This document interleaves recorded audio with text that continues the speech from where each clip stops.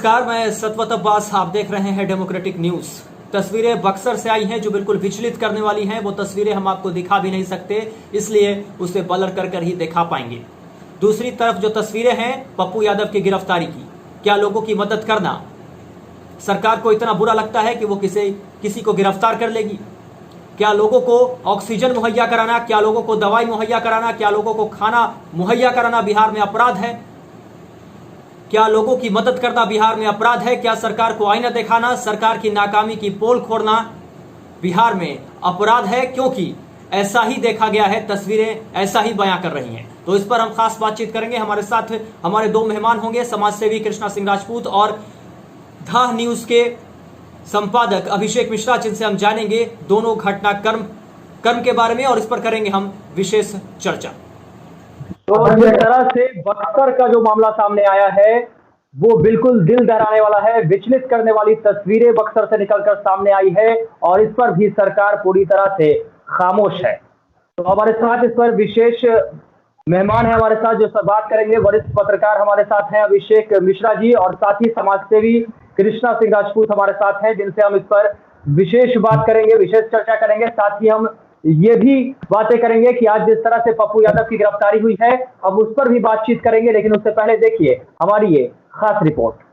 देख लीजिए सरकारी बदइंतजामी की ये तस्वीरें बता रही हैं कि धरातल पर सारे सरकारी दावे की हवा निकल चुकी है और दावे वाली सरकार पूरी तरह से विफल है। साथ ही जनता को मरने के लिए छोड़ दिया गया है, चाहे अस्पताल की बदइंतजामी हो या ऑक्सीजन के लिए हाहाकार और शमशान घाट में शवों की लंबी कतार। हद तो तब हो गई जब बक्सर से शवों की गंगा नदी में तैरती ये विचलित करने वाली तस्वीरें सामने आई, जहां शवों को कुत्ते खा रहे हैं, लेकिन बेशर्म और लापरवाह सत्ता के गिद्धों को ये तस्वीरें दिखाई नहीं देती और वो आराम से अपने महलों में चैन की नींद सो रहे हैं और जनता को मरने के लिए छोड़ दिया गया है। और जनता भी अपने परिजनों की मौत का तमाशा बड़े आराम से देख रही है और घरों में चैन की नींद सो रही है। अब देखना यह है कि सत्ताधारी की संवेदना कब जगती है और सरकारी बदइंतजामी कब ठीक की जाती है।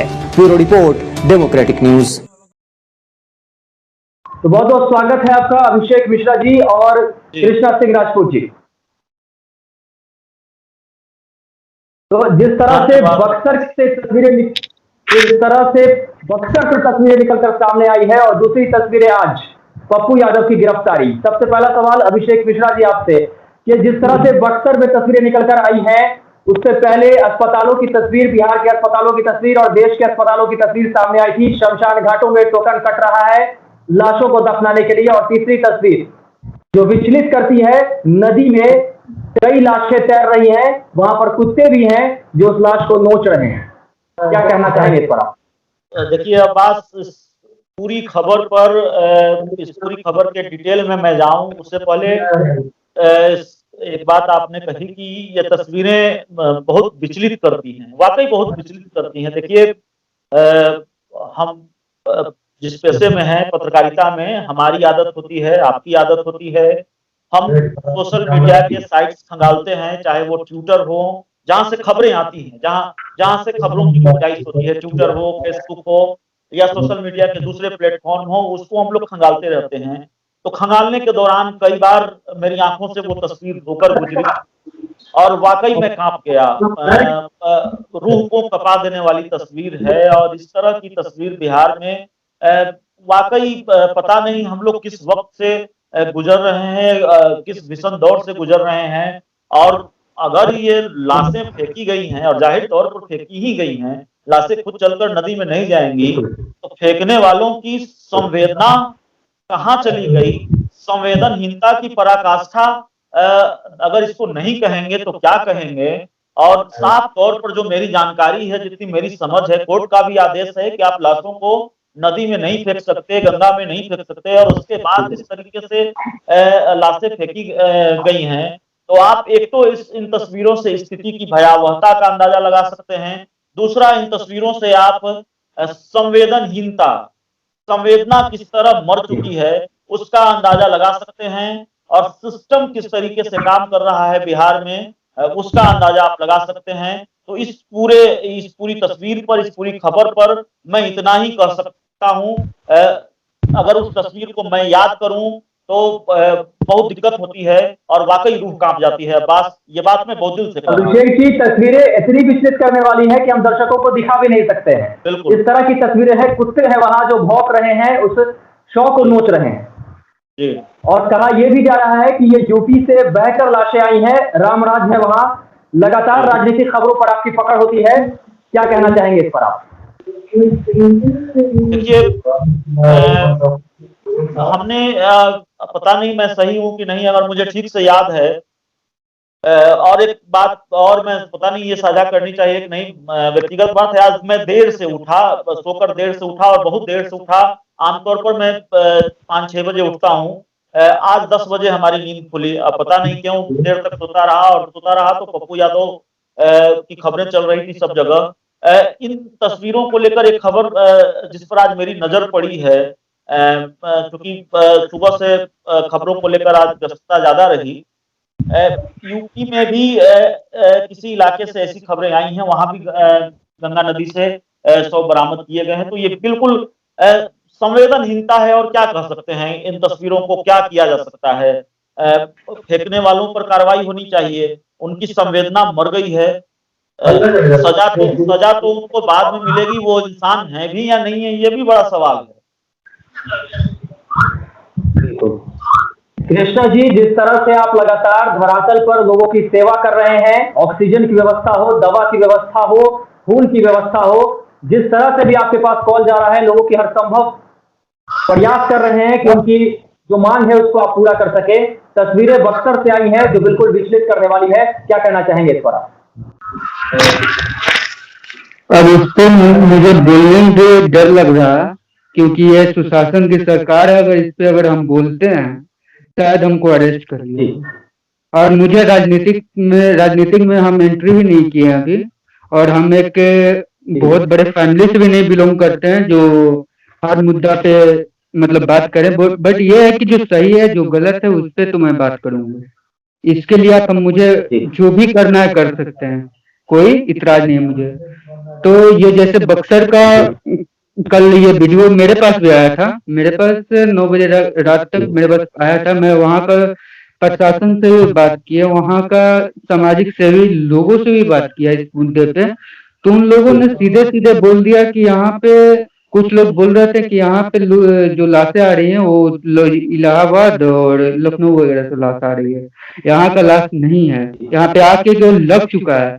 तो मैं उन सभी लोगों से यही पूछना चाहता हूँ, क्या यूपी में मानवता खत्म हो चुका है? क्या यूपी में जो लोग लाश फेंक रहे हैं क्या सही है? जो प्रशासन इनकी सुशासन बाबू का प्रशासन, यूपी में योगी राज है और वहां योगी जी कह रहे हैं कि राम राज है। राम राज से क्या ऐसी तस्वीरें निकलकर सामने आएंगी? अब मैं तो बोल ही नहीं सकता हूँ ना, मैं सीधे से बोल रहा हूँ ना कि ये कैसे हो रहा है। मैं योगी जी को ही नहीं बोलूंगा, वहां का पक्ष या विपक्ष सभी नेताओं को बोलूंगा कि आपके राज्य से क्यों ऐसा तस्वीर आ रही है। अब मैं तो इस पे टिप्पणी, मैं तो पूरा अच्छा से इस पे जांच भी नहीं किया हूँ। और वहां का प्रशासन लगातार बोल रहा है कि इलाहाबाद और लखनऊ वगैरह से आ रहा है डेड बॉडी, तो आ भी रहा है। तो क्या ये सही है? कहाँ है पक्ष और विपक्ष, कहाँ है? क्यों नहीं इस सवाल को उठा रहा है विपक्ष? क्यों नहीं सवाल को उठा रहा है? इलाहाबाद लिया लखनऊ से आ रहा है तो बिहार में आया तो इस पे राजनीतिक होने लगा। और सही भी है, अगर मुद्दा उठ रहा है तो मैं इसका विरोध नहीं कर रहा हूँ, बहुत अच्छी बात है। बट आप मुद्दा उठाइएगा और यहाँ की सरकार दाब देगी आपकी मुद्दा को। तो क्यों मुद्दा उठाएं, क्यों झूठों पे बकवास करें? करने से कोई फायदा होने वाला नहीं है। पप्पू यादव से बड़ा तो कोई हमको लग नहीं रहा है कि बिहार में कोई मसीहा है। लगातार लोगों की मदद कर रहे थे और आज पप्पू यादव की गिरफ्तारी हुई है। डर लग रहा है आपको, क्योंकि आप भी ग्राउंड पर जाकर लोगों की मदद कर रहे हैं? बिल्कुल एकदम। अब तो लग रहा है कि अब क्या हो सकता है कोई बता नहीं सकता। बट ये है कि हमारे ऊपर बहुत सारे नेताओं, बहुत सारे अधिकारी का अभी हाथ है। भगवान के दया से जितने लोगों को मदद किए सभी लोग हमारे पीठ पे हैं, और उन लोगों के सहयोग से हम हौसला तो कम नहीं कर सकते हैं। पप्पू यादव जेल गया तो मैं छोटा छोटा पप्पू यादव हूँ, 2-4 लोगों का ही मदद कर रहा हूँ, बट मदद करूंगा, रुकूंगा तो नहीं। मैं जिस तरह से ये पप्पू यादव को जेल भेजा गया, उससे मैं एक सवाल पूछना चाहता हूँ। सबसे बड़ा बात है कि राजीव प्रताप रूडी के केस को उजागर करने के लिए जिस दिन से उजागर हुआ है, उस दिन से लगातार पप्पू यादव को टिप्पणी किया जा रहा है, वो दबाव दिया जा रहा है। वहां का जो उनका पीए है, वो पीए उनकी कार्यकर्ताओं को गाली देते हैं, गंदी गंदी अभद्र अभद्र गालियां देते हैं पप्पू यादव को। ये कहाँ तक सही है? का उस पे कार्रवाई होना चाहिए कि नहीं होना चाहिए? वो पूर्व सांसद हैं और आपके पटना में हर आपदा में मसीहा बन के काम करते हैं, तो उस जो गाली दिया है उस पे थोड़ा बहुत कार्रवाई नहीं होना चाहिए? जैसे उसके बाद जैसे पप्पू यादव जिस तरह से पटना से सारण पहुंच गया, आपके प्रशासन कहाँ था? आपका प्रशासन कहाँ था कि आपको इनको रोक नहीं पाया? पटना से आउट ऑफ पटना मतलब सारण पहुंच गए, कहाँ था आपका प्रशासन? यानी मतलब प्रशासन भी आपका फेल हो चुका है। और नहीं इनका पास परमिशन था, नहीं परमिट था, तो इनको रोकना चाहिए था ना, उसी टाइम जेल में डालना चाहिए था। क्यों लेट कर दिया? और जब ये पहुंचे वहां पे पप्पू यादव जी, और जाकर वहां पे एम्बुलेंस का उजागर किए, उनके घर के पीछे जो राजीव प्रताप रूडी का घर के पीछे 40 या जितना भी एम्बुलेंस लगा हुआ था, वो लगा हुआ तो उसको उजागर कर दिए। क्या ये गलती है? ये गलत है। हम सीधे पूछना चाहते हैं सरकार से, ये गलत है? मतलब खुलासे करना बहुत बड़ा गलत है। और आपके पास आएंगे एक अहम सवाल, अभिषेक मिश्रा जी, क्या जिस तरह से राजीव प्रताप रूडी जो कर रहे थे उसको उजागर करना पप्पू यादव को महंगा पड़ गया और इसलिए आज वो जेल में है? देखिए, बात सिर्फ राजीव प्रताप रूडी का मामला नहीं है। राजीव प्रताप रूडी की लानत मलामत खूब हुई। पप्पू यादव ने जिस तरीके से उनके गढ़ में जाके, छपरा में जाके खुलासा किया कि कई एम्बुलेंस जो हैं, कई दर्जन एम्बुलेंस धूल खाक रहे हैं, और उसके बाद जो तर्क दिया राजीव प्रताप रूडी ने, वो किसी को पचा नहीं। लोगों में नाराजगी, लोगों में गुस्सा, और राजीव प्रताप रूडी की फजीहत इसलिए भी बढ़ी कि ये वो वक्त है जहां 30,000, 40,000, 10,000 वसूले जा रहे हैं लोगों से। एम्बुलेंस की कमी है, ऑक्सीजन की कमी है, और अगर एम्बुलेंस है तो मनमाना किराया वसूला जा रहा है। सांसद निधि से जो एम्बुलेंस खरीदा जाता है वो सौंप दिया जाता है प्रशासन को, डीएम को, जो मेरी जानकारी है। कोई भी सांसद व्यक्तिगत तौर पर अपने कार्यालय परिसर में उस एम्बुलेंस को नहीं रख सकता। और उसके बाद ये तर्क दिया गया कि ड्राइवर नहीं था, इसलिए ड्राइवर नहीं था तो पहले लोगों ने ये सवाल उठाया कि पहले क्यों नहीं बताया गया। पप्पू यादव खुलासा करते हैं, उसके बाद उसके एक दिन बाद आप पत्र जारी करते हैं। दूसरी बात कि पप्पू यादव ने उस मामले को लेकर कई प्रेस कॉन्फ्रेंस की और कई खुलासे किए। मसलन एक तरह से चैलेंज दिया कि ड्राइवर अगर आपके पास नहीं है, तो पप्पू यादव ने कई ड्राइवर खड़े कर दिए। उसके बाद कई तरह के खुलासे किए। उन्होंने कहा कि देखिए, हमको गालियां दी जा रही हैं, कई तरह की बातें की जा रही हैं, और तमाम पप्पू यादव पूरे आक्रामक नजर आ रहे थे। दूसरी बात थी कि पप्पू यादव इस पूरे कोरोना काल में, कोरोना की पहली लहर हो, दूसरी लहर हो, या फिर बिहार का जल जमाव हो, मसीहा की भूमिका में पप्पू यादव नजर आए हैं। बिना हिचक के मैं इसको कह सकता हूं, पप्पू यादव का अतीत जो भी रहा हो, पप्पू यादव से जुड़े जो भी मामले रहे हों, पप्पू यादव जेल में रहे हों, सजा याफ्ता रहे हों, उसकी चर्चा मैं नहीं करूंगा। उन चीजों की मुझे बहुत जानकारी भी नहीं है। लेकिन पप्पू यादव मौजूदा वक्त में, पप्पू यादव जिस भूमिका में हैं, जाहिर तौर पर वो जो कर रहे हैं वो एक बेहतर काम था। लोगों को दवाएं उपलब्ध करा रहे थे जहां जाने की हिम्मत दूसरे लोग नहीं करते। अब कोविड वार्ड में जाना ठीक है नहीं है, लेकिन पप्पू यादव जा रहे थे। अगर तस्वीरें हमने देखी, लोगों को बेड नहीं मिल रहा था, दिलवा रहे थे, कोशिश कर रहे थे, ऑक्सीजन दे रहे थे, यहां तक कि मिनी वेंटिलेटर तक उन्होंने मांगा।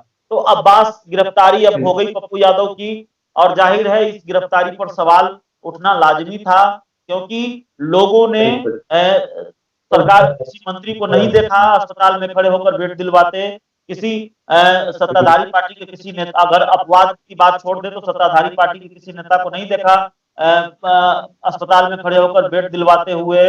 ऑक्सीजन दिलवाते हुए, रेमडेसिविर जिसको संजीवनी समझा जा रहा है इस वक्त कोरोना काल में, हालांकि उसको लेकर भी तरह तरह की बातें हैं, वो दिलवाते हुए जो रेमडेसिविर 30,000 40,000 में मिल रहा है। तो पप्पू यादव की गिरफ्तारी पर इसलिए भी सवाल उठ रहे हैं। और देखिए, फजीहत बढ़ गई है, लानत मलामत बढ़ गई है सरकार की, क्योंकि न सिर्फ सरकार में शामिल 2 सहयोगियों ने, हिंदुस्तानी आवाम मोर्चा के राष्ट्रीय अध्यक्ष जीतन राम मांझी ने, वीआईपी पार्टी के अध्यक्ष मुकेश सहनी ने, मुकेश सहनी तो बिहार सरकार में मंत्री हैं, जीतन राम मांझी के बेटे भी बिहार सरकार में मंत्री हैं, बल्कि बीजेपी एमएलसी है रजनीश कुमार, उन्होंने भी सवाल उठाया और कहा है कि ये विचारधारा से, दलगत भावना से ऊपर बोलने का वक्त है। पप्पू यादव की गिरफ्तारी हतोत्साहित करेगी उन लोगों को जो इस कोरोना काल में लोगों की मदद कर रहे हैं। तो पप्पू यादव, मेरा अपना मानना है, मेरी अपनी समझ है कि पप्पू यादव की गिरफ्तारी को लेकर सरकार को बैकफुट पर आना पड़ेगा। और जिस तरीके से इस मामले ने तूल पकड़ा है, इससे सरकार की फजीहत बढ़ी है, इससे सरकार को नुकसान ही हो रहा है, कोई फायदा नहीं हो रहा है। बिहार की 2 बड़ी सत्ताधारी पार्टी बीजेपी और जेडीयू को नुकसान ही हो रहा है, कोई बहुत फायदा नहीं हो रहा है। तो अभिषेक, क्या ऐसा मान लिया जाए कि अगर आप लोगों की मदद करेंगे, सरकार को आईना दिखाएंगे, तो आपको ऐसे ही जेल भेज दिया जाएगा,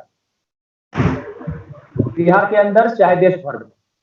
देखिए, सरकार को आईना दिखाने पर आपको जेल भेज दिया जाएगा, नहीं भेज दिया जाएगा, इसको अगर बहुत खुलकर भी ना कहा जाए तो आप इस बात का अंदाजा लगा लीजिए कि परसेप्शन तो यही बना है कि पप्पू यादव की गिरफ्तारी के बाद क्या परसेप्शन बना है। परसेप्शन बना है कि पप्पू या सोशल मीडिया चेक कर लीजिए, लोग, ऐसा नहीं, मैं बहुत बुद्धिजीवी हूं, मैं बहुत समझदार हूं, लेकिन मैं देख रहा हूं कि हमारे पेशे से जुड़े बहुत वरिष्ठ लोग, बहुत बड़े बड़े बुद्धिजीवी लोग भी यही लिख रहे हैं। पप्पू यादव को लेकर आम राय, उनके समर्थक, उनके कार्यकर्ता तो लिख ही रहे हैं, बोल रहे हैं। बड़े बुद्धिजीवी लोग, बड़े लोग भी यही लिख रहे हैं कि पप्पू यादव लोगों की मदद कर रहे थे और ऐसे में उनकी गिरफ्तारी सही नहीं है, एक बहुत पुराने मामले को लेकर। तो परसेप्शन तो ये बना है। और दूसरी बात यह है कि पप्पू यादव की जिस तरह से गिरफ्तारी हुई है, उसको लेकर सरकार के खिलाफ एक नाराजगी है, सत्ताधारी दलों के प्रति नाराजगी है, और बयान भी सामने आ रहे हैं। कृष्णा जी, आपके पास आएंगे हम। जिस तरह से तस्वीरें निकलकर सामने आ रही हैं, आप भी लोगों की लगातार मदद कर रहे हैं, आप भी निशाना बन सकते हैं सरकार का, क्या कहना चाहेंगे इस पर आप? क्या लोगों की मदद करना अपराध है? हम सबसे पहले ये बोलना चाहते हैं, जो आज पप्पू यादव जी का गिरफ्तारी हुआ है, उन पे मैं कुछ बोलना चाहते हैं। जैसे कि देखिए, इन्हीं की सत्ता पक्ष की लोग लॉकडाउन को उल्लंघन करे तो सही है। अगर ये सेवा करने वाला और गरीबों का मसीहा बना पप्पू यादव अगर उल्लंघन कर सेवा कर रहा है या कोई खुलासा कर रहे हैं, तो ये बहुत बड़ी गलत है। मैं बता दे रहा हूँ कि ये मुन्ना शुक्ला जो है, नीतीश कुमार का बाहुबली और करीबी आदमी है, बोलता है कि मैं नीतीश कुमार का बहुत बड़ा करीबी आदमी हूँ। उनका कुछ दिन पहले वीडियो वायरल हुआ था, आप देखे होंगे। अक्षरा सिंह के बुलाते हैं, ऑर्केस्ट्रा बुलाते हैं और पूरी धूमधाम से नाच करते हैं, गाना बजवाते हैं, और पूरी आलम के साथ कोरोना महामारी में ये होता है। और उन्हीं के साथ साथ प्रशासन जो होता है, उन्हीं के थाना का प्रशासन, गार्ड, उनसे फायरिंग लगातार करवाते हैं, खुद फायरिंग कर रहे हैं, उस वीडियो में सामने नजर आ रहा है। और जब खुद माइक में अक्षरा सिंह से बोलते हैं वो कि अरे वो नीतीश कुमार जो रूल बनाता है या जो सरकार रूल बनाता है ना, उसको हम अनफॉलो करते हैं, हम सरकार को रूल को फॉलो नहीं करते हैं। क्या वैसे आदमी को गिरफ्तार करने का औकात नहीं है? और दूसरी बात, राधा चरण सिंह जो गया था वहां पे छपरा, वो लॉकडाउन का उल्लंघन नहीं था क्या? लॉकडाउन के बाद नहीं जा सकते थे साबुन उनके बेटे से मिलने? उस पर एफआईआर नहीं होगा, उसको गिरफ्तार नहीं किया जाएगा। मुकेश सहनी, उनके बीवीआईपी जो पार्टी है, वीआईपी पार्टी है उनकी, उन लोगों ने लगातार रोडों पर निकल के खाना बांट रहे हैं, तो क्या इन लोगों को गिरफ्तार नहीं होना चाहिए? लॉकडाउन को उल्लंघन नहीं हुआ। कल तेज प्रताप यादव कई हॉस्पिटल में गए, ये लॉकडाउन को उल्लंघन नहीं हुआ। इन्हीं का उप मुख्यमंत्री तारकेश्वर प्रसाद जी कल खाना देने के लिए दूसरे आवास से, एक आवास से लेकर दूसरे आवास पे गए थे, क्या वो RT-PCR जांच करवाते हैं? कोरोना पॉजिटिव होता है उतने आदमी अगर खाते हैं सबको पॉजिटिव हो जाता है, तो क्या इसके जिम्मेदार कौन होता है? आज पप्पू यादव मदद कर रहे हैं लोगों को और मसीहा बनाते हैं, तो उनको गिरफ्तार करके डाल दो। औकात है तो ये सब करके दिखा ना नीतीश कुमार। तो क्या ऐसा मान लिया जाए कि अगर आप सत्ता में हैं, कोई भी अपराध कर जाइए, कोई बात नहीं है, लेकिन आप सत्ता में नहीं है, अच्छा काम कर रहे हैं, फिर भी आपको गिरफ्तार कर लिया जाएगा? सत्ता में हो या विपक्ष में, अगर आप बाहुबली हैं तो आपको गिरफ्तार नहीं किया जाएगा। औकात नहीं है सरकार को गिरफ्तार करने की। अगर दूसरी बात रहा, अगर आप कमजोर हैं और थोड़ा लोगों में लोकप्रियता आपका बढ़ रहा है, तो उसको ये सरकार छोड़ेगा नहीं, किसी भी हालत में छोड़ेगा नहीं। उसे कोई पेंच लगा के उसे डालेगा ही डालेगा नहीं। आज जिस तरह से सुबह इनके पास जो DSP और कई नीचे पुलिस प्रशासन इनके आवास पे पहुंचा, उससे पहले पप्पू यादव जी बोल रहे थे कि मैं PAT पारस में जो मधुबनी केस हुआ, मधुबनी कांड हुआ था, उसमें जो मनीष नाम का आदमी जो पारस में भर्ती था, उसका स्थिति बहुत क्रिटिकल था और उसके पास पैसा न होने के कारण उसे PMCH में भर्ती करवाए थे। आज सुबह की बात बोल रहा हूँ, भर्ती करवाए और उससे पहले 2 डेड बॉडी उन्हें, जिसको पैसा की या कुछ किसी कारण से नहीं मिल रहा था, उन्हें डेड बॉडी प्रोवाइड करवाया जाकर। और उसके बाद ये आवास पे आते देखते हैं कि इतना तादाद में भारी प्रशासन मेरा आवास को घेराव किया है। मैं पप्पू यादव की पार्टी से नहीं हूँ और न पप्पू यादव का समर्थन करता हूँ या कोई राजनीतिक पार्टी का, बट जो अच्छा करेगा उसका मैं समर्थन करूंगा, ये है। और उसके बाद जिस तरह से आज ये निकम्मी सरकार अपनी ये छवि दिखाई है ना, आने वाला कुछ दिन में सरकार को पता चल जाएगा। और सबसे बड़ी बात है कि कुछ यहाँ पे बिहार में सबसे ज्यादा जातिवाद हो रहा है और जातिवाद बंद करके हम लोग अगर सरकार को चुने ना, तो बहुत विकास होगा बिहार में। ऐसी गुंडागर्दी और ये क्या बोलते हैं, तानाशाही वाला सरकार बिहार को नहीं चाहिए। अब हम लोग को डर लग रहा है यार कि मैं कैसे जाऊं बाहर, किसी लोगों को कैसे मदद करूं। अब हम लोग जो खाना, हमारे टीम के लोग जो खाना प्रोवाइड करा रहे थे, उन सभी को रोक दिया गया है। और ये मोदी जी बोलते हैं कि अभी कोरोना महामारी में एकता की जरूरत है, सब लोग एक होकर सेवा करें ताकि हर लोग कोरोना से हम लोग जीत पाए।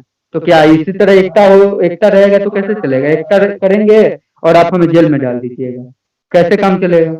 आज तो मेरा अभिमन्यु भैया भी, जो पाटलिपुत्रा के सांसद श्री राम कृपाल यादव जी का जो छोटे बेटे हैं अभिमन्यु भैया, उन्होंने भी आज आक्रोश जताया, उन्होंने भी गुस्सा जाहिर किया अपने फेसबुक के माध्यम से। उन्होंने एक पोस्ट डाला जिसमें रिहा के बात कहे हैं, क्योंकि हम लोग समाज से जुड़े आदमी हैं। अगर सामाजिक काम कर रहे हैं या जो भी सामाजिक काम कर रहा है, अगर उसके साथ ऐसी अन्याय हो, गलत हो, तो ये कहीं तक सही नहीं है।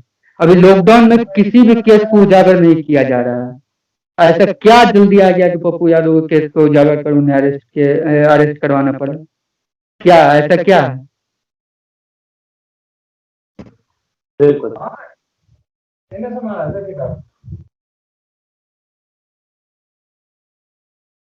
अभिषेक मिश्रा जी, हम आपके पास आएंगे। क्या ऐसा मान लिया जाए कि अब बिहार की जनता की मानवता मर चुकी है, क्योंकि वो अपने परिजनों को तड़पता हुआ, चीखता पुकारता हुआ, मरता हुआ देख रही है, बावजूद इसके हिम्मत नहीं है कि वो सरकार के खिलाफ बोल सके? नहीं, देखिए अब्बास, ऐसा कहना, और दोष जनता का है, क्योंकि जनता ने ही ऐसी निकम्मी सरकार को चुनकर सत्ता में बैठाया है, और क्या उसका खामियाजा अब वो भुगत रही है? नहीं, ऐसा कहना ठीक नहीं है।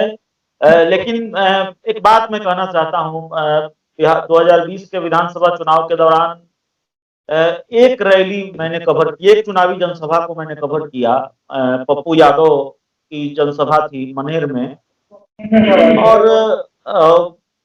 उस जनसभा में बहुत कम भीड़ थी, बहुत कम लोग थे, और जितने लोग पप्पू यादव को सुन रहे थे उससे कहीं ज्यादा लोग पप्पू यादव के हेलीकॉप्टर के आसपास मंडरा रहे थे। उनके हेलीकॉप्टर के सामने उन लोगों ने भीड़ लगा रखी थी।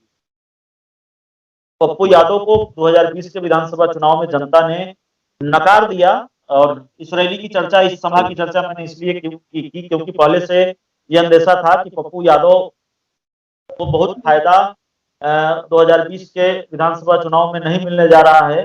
हालांकि पप्पू यादव का जो काम था पटना के जल जमाव में, उस भीषण आपदा में, वो बहुत सराहनीय था। बावजूद उसके पप्पू यादव 2020 का विधानसभा चुनाव हार गए। न सिर्फ खुद हार गए बल्कि उनकी पार्टी हार गई, एक भी सीट नहीं आई। पप्पू यादव इसलिए भी महान हो जाते हैं, पप्पू यादव को इसलिए भी सैल्यूट किया जाना चाहिए कि इस हार को भूल कर पप्पू यादव ये भूल गए कि 2020 में हमको एक भी सीट नहीं आई, लोगों ने हमको नकार दिया। बावजूद इसके पप्पू यादव लोगों की मदद कर रहे थे। और कम से कम ये राजनीति तो नहीं है, राजनीतिक फायदे के लिए तो ये नहीं कर रहे थे पप्पू यादव। और पप्पू यादव, जिनको लगता है कि पप्पू यादव ये राजनीतिक फायदे के लिए कर रहे थे, उनको भी राजनीतिक फायदे के लिए ऐसा काम करना चाहिए। लोगों का काम आसान होगा, लोगों को मदद मिलेगी। लेकिन आज तो कोई खड़ा नजर नहीं आ रहा है सरकार की तरफ से, सत्ताधारी पार्टी की तरफ से। बहुत कम ऐसे लोग हैं पप्पू यादव की तरह। आप न सिर्फ सरकार की, विपक्ष की भूमिका भी देख लीजिए। नेता प्रतिपक्ष तेजस्वी यादव कहाँ हैं, कहीं नजर आए हैं क्या? तो विपक्ष की भी भूमिका सही नहीं है। बिहार की सबसे बड़ी विपक्षी पार्टी है आरजेडी, उसके जो कर्ता धर्ता है तेजस्वी यादव को कहीं नजर नहीं आ रहे। तो पप्पू यादव की भूमिका बहुत अहम है इस कोरोना काल में, और इसलिए सोशल मीडिया पर एक अभियान सा चल पड़ा है कि पप्पू यादव को रिहा किया जाना चाहिए। और इसलिए मुझे लगता है कि सरकार को बैकफुट पर आना पड़ेगा, क्योंकि सरकार में शामिल लोग ही इस फैसले का विरोध कर रहे हैं। तो जिस तरह से अब देश भर में कोरोना महामारी के बाद से जो तस्वीरें निकलकर सामने आई है, क्या ऐसा मान लिया जाए कि जनता अपनी करनी का फल भुगत रही है? क्योंकि सत्ता पर इन्होंने ही वैसे लोगों को बैठाया है और आज उसका परिणाम सामने है। देखिए, जनता एक लोकतांत्रिक प्रक्रिया होता है चुनाव। भारत दुनिया का सबसे बड़ा लोकतांत्रिक देश है और इसमें चुनाव महापर्व जैसा होता है। जनता अपना प्रतिनिधि चुनती है और जो हालात हैं वो अच्छे और बुरे के बीच चुनाव नहीं होता है, कम बुरा और ज्यादा बुरे के बीच चुनाव होता है। बिल्कुल ये कहने में मुझे कोई गुरेज नहीं है। जनता को दोष देना ठीक नहीं है। जनता भरोसा करती है, सरकार जो दावे करती है, जो वायदे करती है, लेकिन अब सरकार गठन के बाद जो दावे हैं और उसके जो सच्चाई है, उसके बीच की जो खाई है, उसके बीच का जो फासला है वो बहुत बड़ा है। और आप क्या उम्मीद कर सकते हैं सरकार से? कोरोना संकट की बात छोड़ दीजिए, पीएमसीएच में अगर कोई पत्रकार दिखाने जाता है, वहां की सच्चाई दिखाता है, पत्रकार को पीटा जाता है। पीएमसीएच जैसे बड़े अस्पताल में पत्रकारों की एंट्री बैन है, आप वहां नहीं जा सकते। आपको वहां जाना है तो अधीक्षक से इजाजत लेनी होगी। अब आप बताइए कि अधीक्षक इजाजत देंगे पीएमसीएच की सच्चाई दिखाने के लिए? क्या आपको लगता है कि हम जैसे पत्रकार अगर इजाजत मांगेंगे तो इजाजत मिलेगी पीएमसीएच के अंदर जाकर रिपोर्टिंग करने के लिए? तो सरकारी अस्पतालों की हालत तो वैसे भी बुरी है और मैंने देखा है। आप IGIMS चले जाइए, सुबह 5 बजे सुबह से लाइन लगती है और लंबी लाइन होती है सिर्फ पर्चा बनवाने के लिए। तो ऐसी स्थिति क्यों है बिहार के सरकारी अस्पतालों में? और जो गरीब लोग हैं उनका आसरा तो IGIMS, NMCH और PMCH ही है।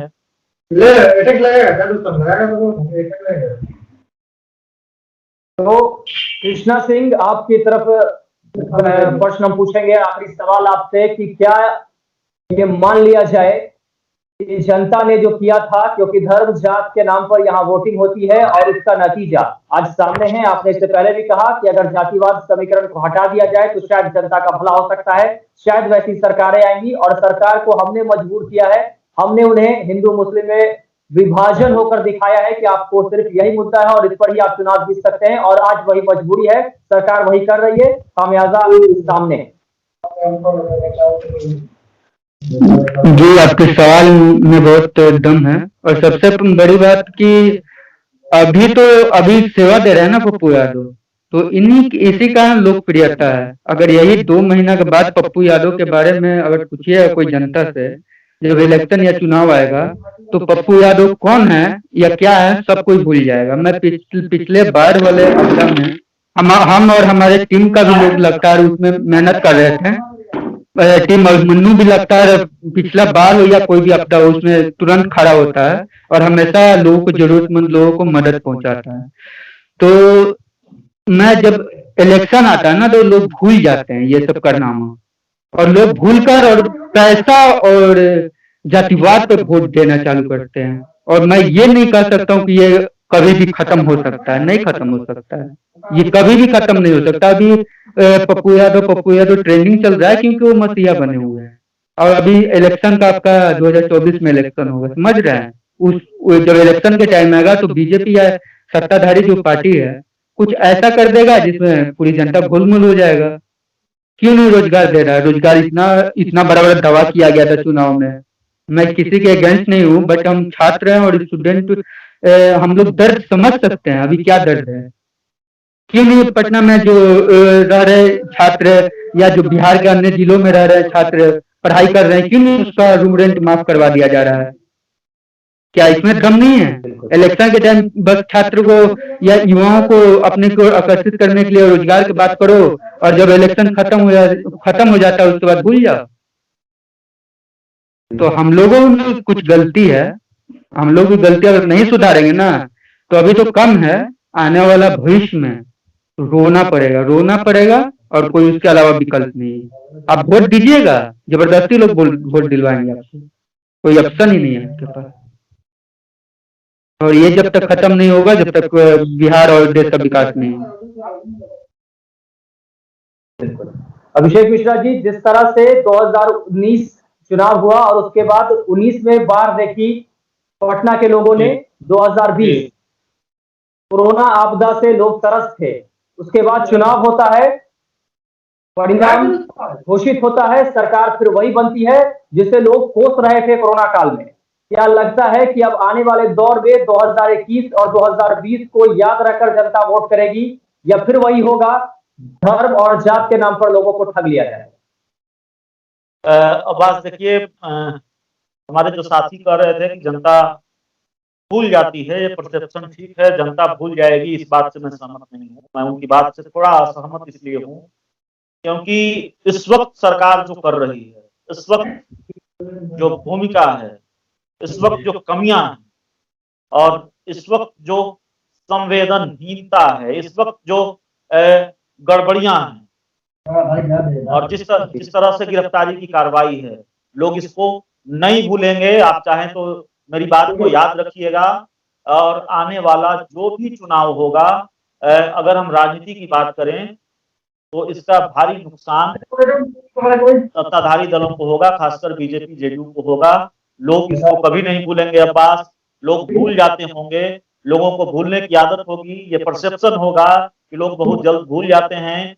भूल गए पटना का जल जमाव में पप्पू यादव का काम, भूल गए कोरोना की पहली लहर में पप्पू यादव का काम, लोग नहीं भूलेंगे। अब ये बात याद रखिएगा, और अगर सरकार की तरफ से कुछ गलतियां हुई हैं, इसका खामियाजा सरकार में शामिल दलों को, खासकर बीजेपी जेडीयू को, जिसकी हिस्सेदारी बड़ी है सरकार में, उसको भुगतना पड़ेगा।